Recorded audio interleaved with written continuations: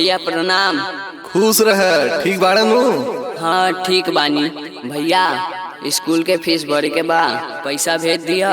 हैला माई से बात कर। हेलो बबुआ। गोड़ लगता नी माई, तबीयत कैसन बा? खुश रहा बाबू, दवाई और आ गइल बा, कुछ पैसा भेज दिया। अरे तनी हमरो के फोनवा दी हा। हेलो का हो शुभम, घर पे ध्यान नहीं खे? गोड़ लगता नी बाबूजी। ठीक बा, कुछ करके भेजता नी।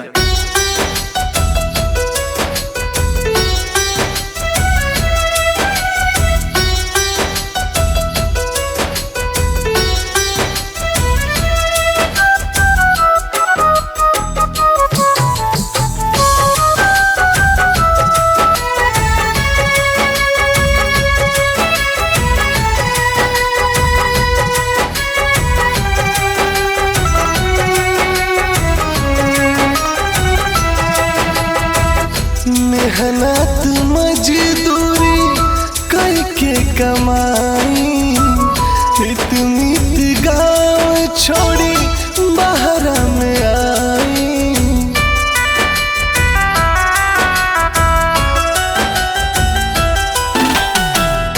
मेहनत मजदूरी करके कमाई, हित मित गाँव छोड़ी बाहर में आई।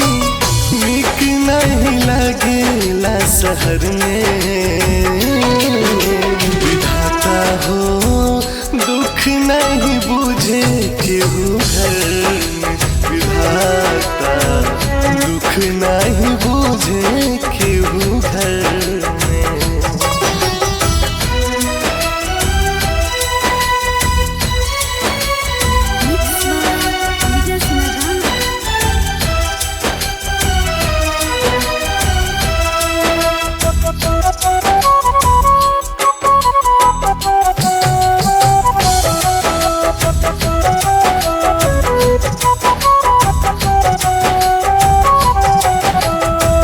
माई के दवाई, भाई की पढ़ाई, दहेजवा बहिनी आखी कैसे दिया।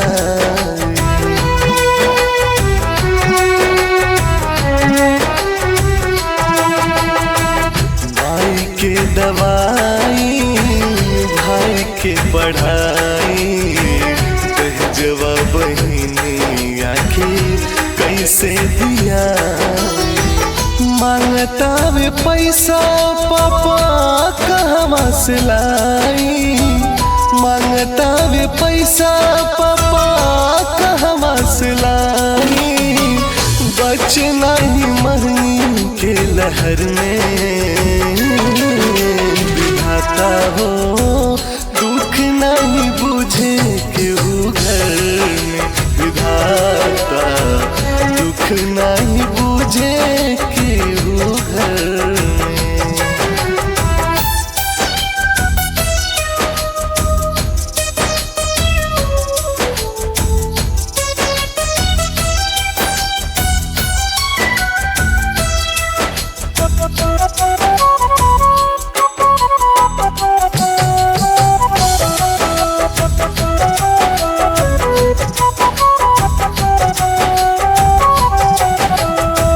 पाई पाई जोड़ सब मांगता हिसाब हो। यह सब सोच के बा माथा खराब हो।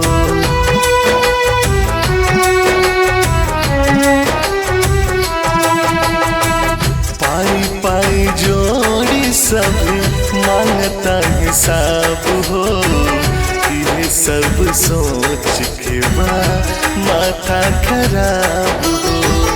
गुड्डू बाबा कैले नहीं कवनो पैया। गुड्डू बाबा कैले नहीं कवनो पैया।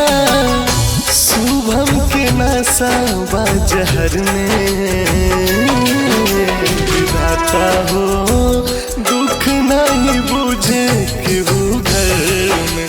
विधाता दुख नहीं बुझे केहू घर